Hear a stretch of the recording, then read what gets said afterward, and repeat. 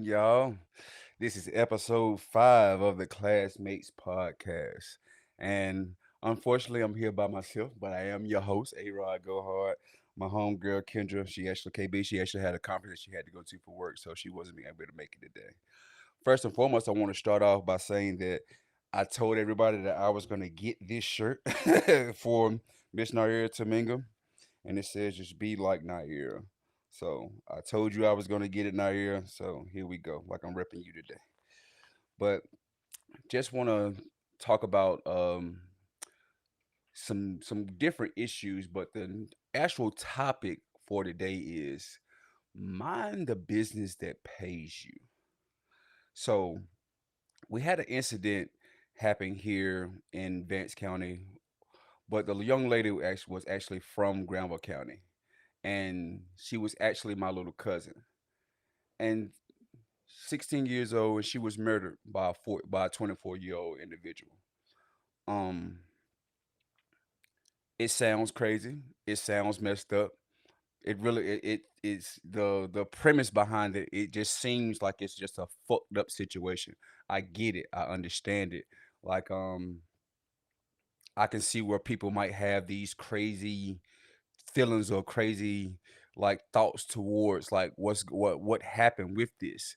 But at the end of the day, like you got to think about what state we live in. We're in North Carolina, where the legal age for consensual sex is 16 years old. So you can talk about the parenting. You can talk about, well, she knew better or he knew better, or like they should have been doing something to try to change this situation, all this and all that. Man, all that shit means nothing when you look into the eyes of the law. If nothing serious had to happen from this, like it still would have been a situation where nothing would have been able to be done in this situation because she was 16. You can say all you want to as far as, well, my child wouldn't have been doing nothing like that. I Man, we have been teenagers before. We have done things that have not always been in the best light when it comes to our parents. We have all done things, and some of us have gotten caught, some of us haven't. But I'm sure for the people who didn't get caught, you knew that what you were doing, had your parents known about it, they would have fucked you up, put you on punishment, anything like that. So, with that being said, it's like, what good does it do you to hop online, jump on Facebook, jump up on the people's comments and just start slandering this this these parents, as far as saying like, well, it's so messed up, and we should be looking at them, and like they got more that. Nah, nah, that's not what you want to do in a situation like this, because you have to think about, they're hurting right now.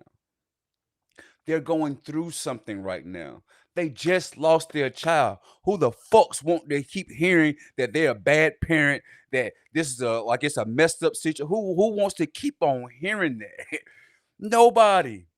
Nobody wants to hear that. And this topic actually hit me a little bit deeper than it probably hit other people, because my daughter has been a victim of that. Not where the like where she was actually doing anything with somebody, but my daughter has gotten shot when she was 17 years old. 17 got shot in her head. Lucky to be here right now. Lucky to be here right now. So, and I know for me, in that situation, I didn't want to hear nothing. If you won't trying to help me, if you won't trying to uplift me, if you won't talking about praying for my baby, praying for my family, praying for us to get through the situation, I didn't want to hear none of that shit. So I can pretty much imagine what they're going through and how they're feeling about this situation, because they don't have their little girl no more.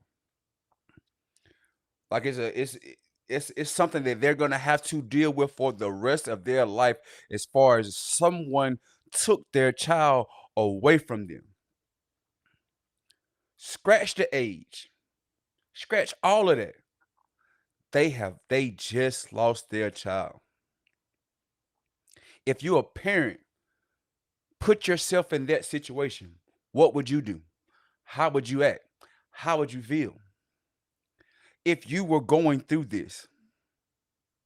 And a lot of these people that I've been seeing making these comments, that's doing all this talking and anything like that, y'all, they have kids. You can't be putting yourself in their situation. If you have the audacity to talk about this in a negative light, or in so much of a negative light that you're actually downplaying them, that's crazy. It's uncalled for and it's out of line with a situation like this. It's fucked up that we're still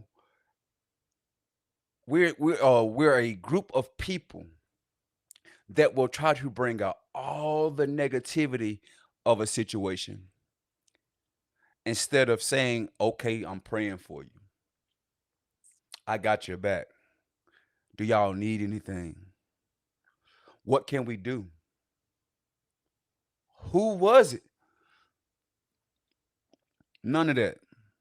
None of that. Y'all gotta excuse me. I feel like I got something in my mouth. Sorry about that. Just got finished eating lunch. But that right there is why we do raw shows. We can talk about each. We can talk about ourselves when we do stuff like this.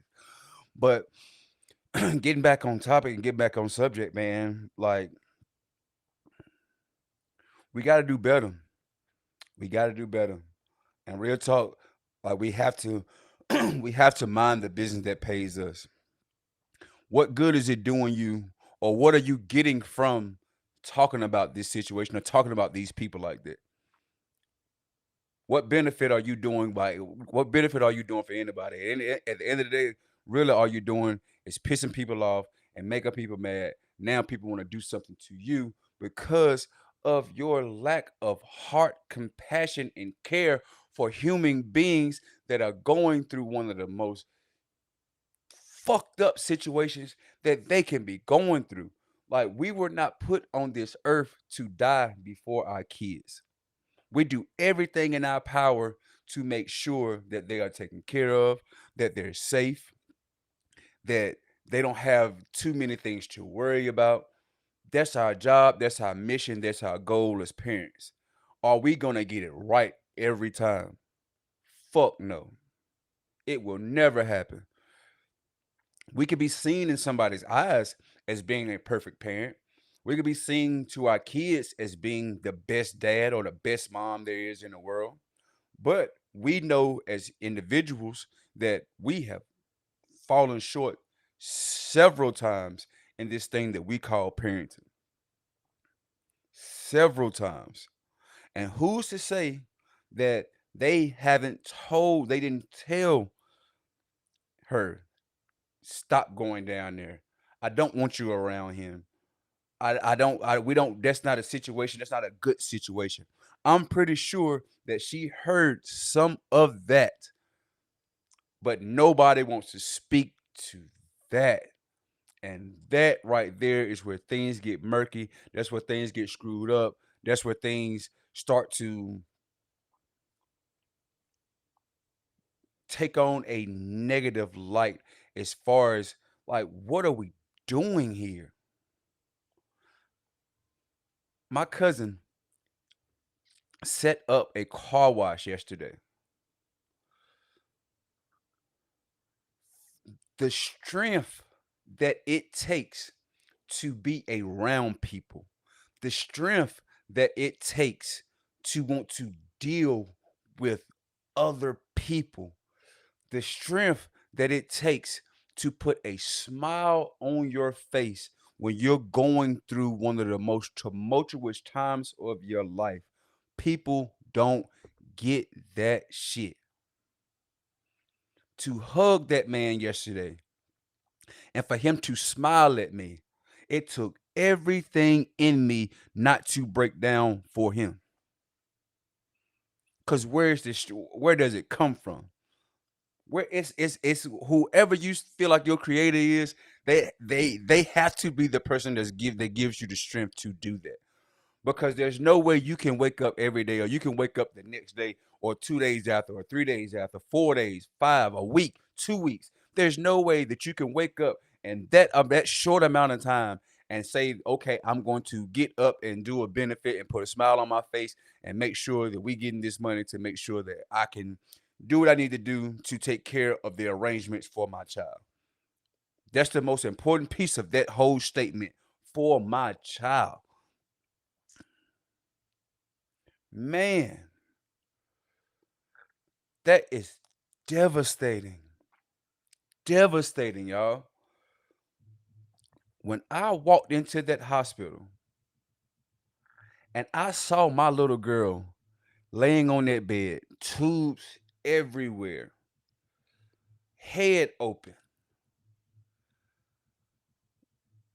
What could I, in our helpless moment, powerless moment, like there's nothing else that you can do but pray. Please bring her through. Please. Like, I don't know what I'm going to do without my child. If you haven't been in that situation, if you have not lost a child, man, you don't know what it takes to keep on living. You don't. You do not. And I've been in a situation where I've almost lost both of mine. Well, I almost lost two. Man, wow. It's just, I got to go back to that piece that I was talking about. The audacity of you motherfuckers. The audacity of you fucking peons, man, to look at this situation and want to talk about everything except for what you can be doing to help these people. Wow. Wow, wow, wow. And just to stay on topic as far as minding the business that pays you, we just have to get to the point where we are a people, and I'm talking about people as a whole, that we just mind our fucking business in general. A lot of times, things don't have anything to do with us, but because it's like, okay, that touched a piece of my heart, that triggered something to my brain. I gotta speak on it. I gotta put my 2 cents in. If it's not gonna be value within the collective, or it's not gonna bring any value to you or to anybody else, hold on to it. That's just keeping it all the way funky, man. Hold on to it. Hold on to it. Like, it's not always our place to be on every scene. It's not always our place to be in everybody's face. It ain't always our place to be in the crowd. One statement that is very, very true. They made the sidewalks for a reason. Because everybody is not supposed to be in the street. Everybody is not supposed to be in the same lane. Some people, it takes time for you to get to a point where your opinion is even relevant enough for you to put it into a place that can even be that a place of relevance. A lot of times we don't get that. We don't understand it. And I can't say that it's that we don't get it or we don't understand it. It's just that motherfuckers want to put a blind eye and a deaf ear to it because they want to be who they are. They want to say what they want to say. They want to be known or seen or heard. So it's like, okay, I got to input myself into this. Man, we have to learn. Sometimes we just need to shut the fuck up and take it from somebody who had to learn that the hard way, that Jason, sometimes you just have to be quiet. Or sometimes you need to take a step back, think about what you getting ready to say, what you want to say, how it needs to be delivered to these people that you're talking to. Because most of the time, when we go, like we've talked about this before on this show, when we go off of emotion, we always screw up.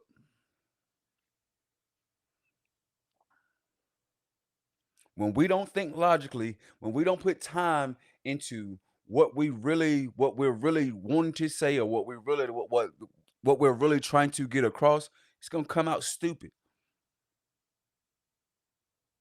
It's gonna come off ignorant. And so many times we get caught up in the stereotypes and the characteristics of the ignorance is because we don't take that step back, we don't take that seat, and we don't put the thought into what we're trying to do, what we're trying to say. Because we wanted to mind everybody else's business. When are we going to stop doing that? Probably never, but we have this show so we can actually bring light to situations and get people to start thinking about these type of things. Man, my heart just goes out to my family, man, to my Evans family. I know KB knows the family too. So I know her condolences go out to the family as well. So y'all have all our condolences, all our support, whatever y'all need from us here at the Classmate Podcast, man. Y'all just make sure that y'all reach out to us and let us know. Um, Even if that's being a defender or a blocker of some of this negative bullshit that's been going on towards you guys. Like we'll that's what this episode is for, to bring light to the situation as far as like it wasn't right. It wasn't okay what happened to her. And we're not gonna sit here and trying to put the age piece as being the the the motivating factor inside of everybody's conversations. Fuck how old she was. She's not here anymore. And she was taken away from us by a sick, sorry son of a bitch.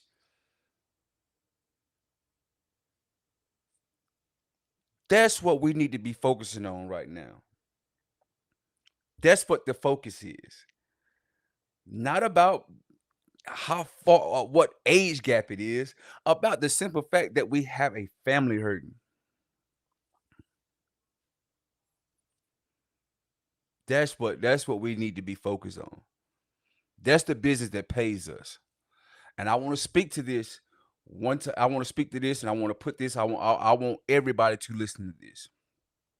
When I spoke about the law being for consensual sex being 16 years old in North Carolina, I want people to know that like if this situation doesn't get you mad enough that you want to go to a city council meeting, that you want to go to a county commission meeting, that you want to start looking into like these lawmakers and how they actually come about with these things.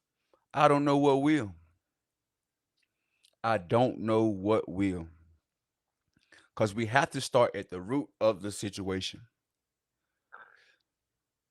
Like I said before, if it wasn't anything murderous to this situation, nothing could have been done. Nothing. The parents, they had no control over that. No control over that at all. As far as what can actually go on inside of the interaction of the two people. That's what we got to start focusing on.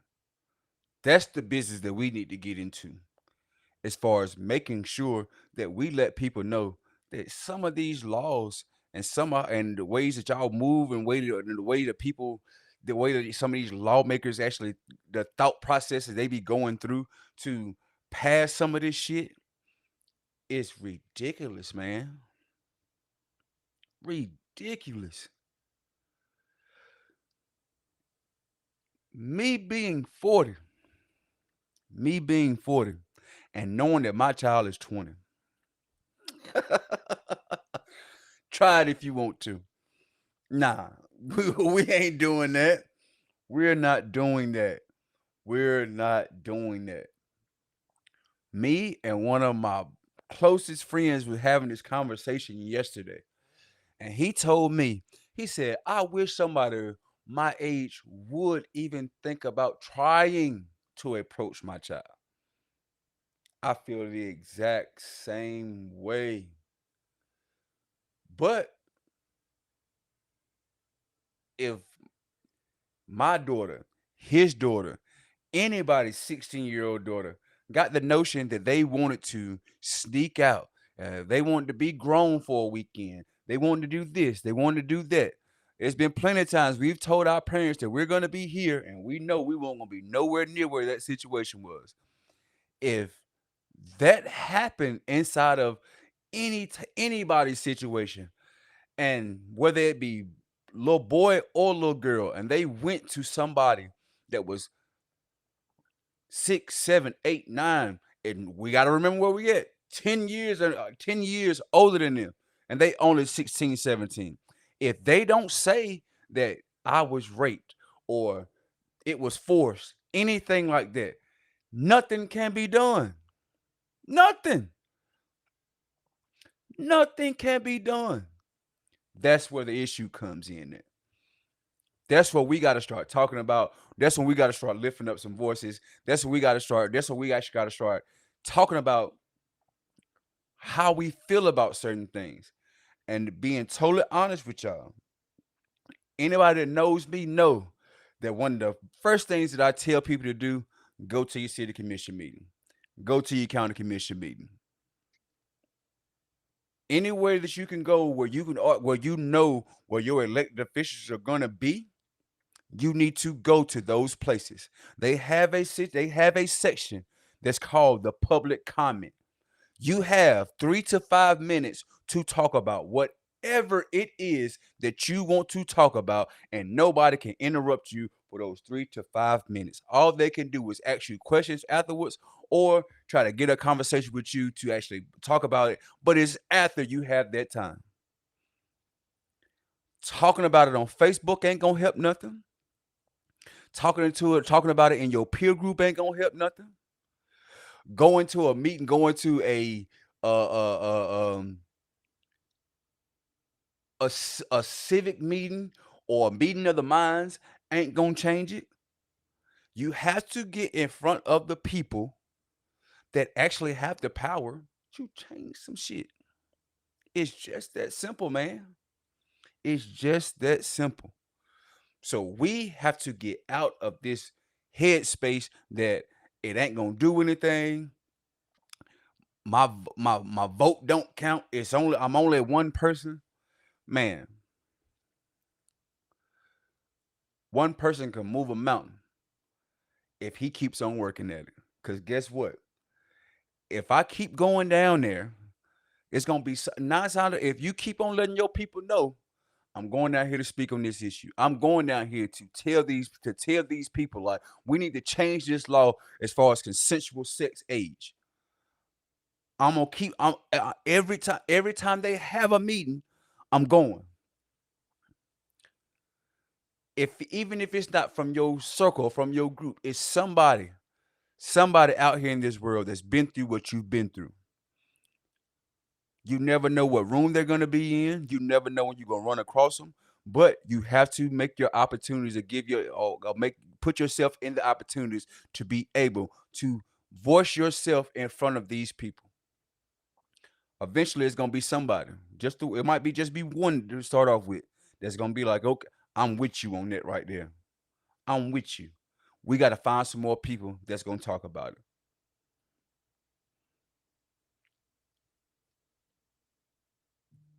It happened. It happened. We got not. It's two totally different situations, but for over 20 years on Granville Street here in my community, there wasn't a park. One person was the spark. Organization came in to back that spark. Community came in, continued to back that spark. Now you can't. Now you can go to Granville Street and see a basketball court. You can see that now. Same rules, principles and processes apply to these issues right here. Nothing will never get changed if we don't talk about it. Nothing will never things will never happen if you don't put yourself in the place to actually present what's going on and what's wrong.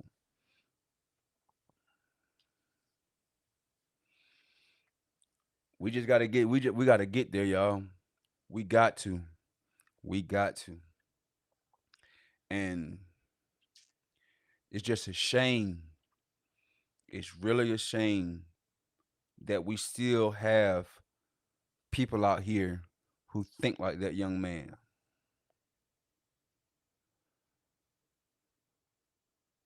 Like, hate to even I ain't gonna no, I can't say that I hate it because the man did what he did. These Shannon Sharp ass motherfuckers, y'all gotta stop this shit, man.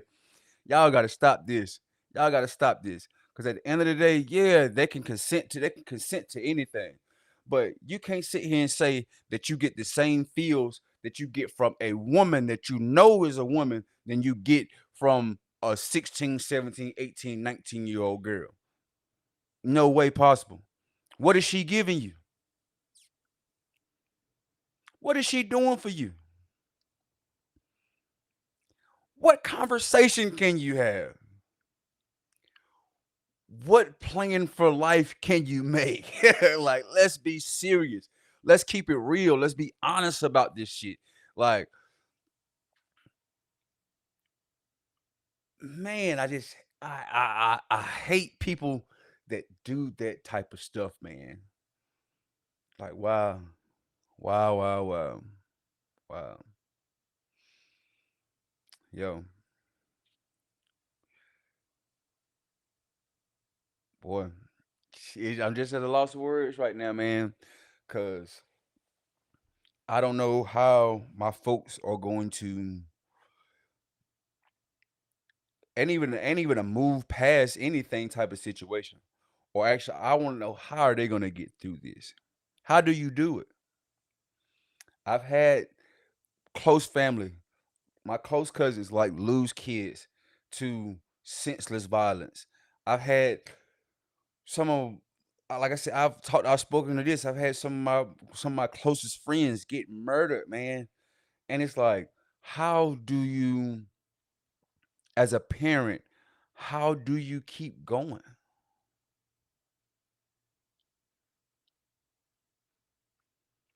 And especially how do you keep going when every day you waking up and you seeing all this negative like nonsense. Not only do you got to deal with how am I gonna get through the day? How am I going to how am I gonna get everything situated to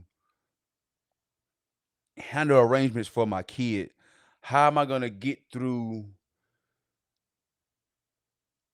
fuck brushing my teeth today? How am I gonna get through any of that? Let alone having to get on social media and see where people are saying I'm a bad parent or I should have been doing more or I should have did this and I should have did that. How do you get through that? So this is what I want anybody and any and everybody who had anything negative to think or say about this. What would you do if it were you? How would you feel if you were in that situation and you lost your 16-year-old child to a fucking low life of a person?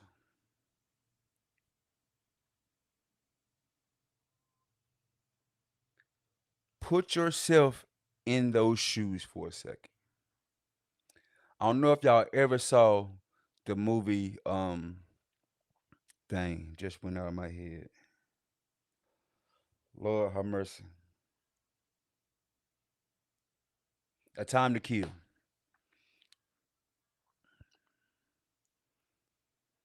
At the end of that movie, I gotta say his lawyer name. Jake Brigance told the story from a sense of what if it was your child? What if it was your child? So just think about that for a second. How would you feel if it was your kid? And would you still have that would you still have that funky ass opinion that you had? Would you still want to post what you posted? Would you still want to comment what you commented? Would you still want to conversate the way you was conversating about this issue? Would you still want to do that? Do you want to have to deal with waking up every day and not being able to see your kid? Do you want to have the reality of always knowing that your baby got murdered? That's what they got to think about. That's what they got to go through. That's what they're going to have to deal with for the rest of their lives, y'all. For the rest of their lives.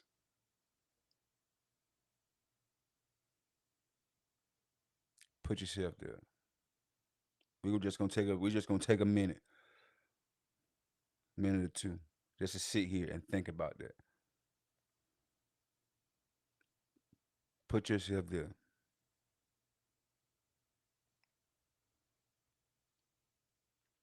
Picture it. Put it in your head.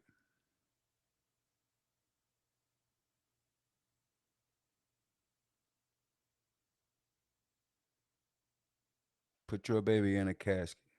Think about your child in a casket. And that's the last time you getting ready to see him.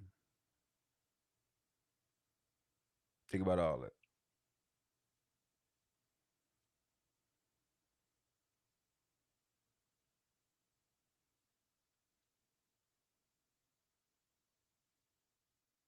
Now, if you still feel the same way, I gotta honestly say, you're a sick fucking human being. You are. You really, really are. Just a sad situation.